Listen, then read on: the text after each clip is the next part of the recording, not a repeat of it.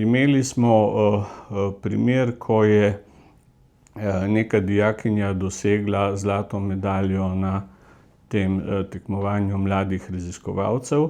Ocenjevalci na skladu so jo napačno točkovali. Mi smo pač poskušali na to vplivati na način, da sem jaz poklical pristojno uradnico in rekel: poslušajte, naredili ste napako, a ne.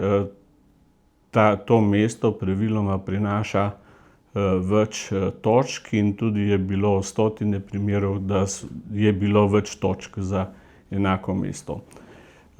Uradnica tega ni hotela popraviti, potem seveda jaz kot precej vztrajen človek nisem odnehal in končalo se je tako, da je rekla, da me bo prijavila za to, da nekomu poskušam zagotoviti, kako se reče, premoženjsko korist in da kaj se sploh v to vtikam, kdo da sem.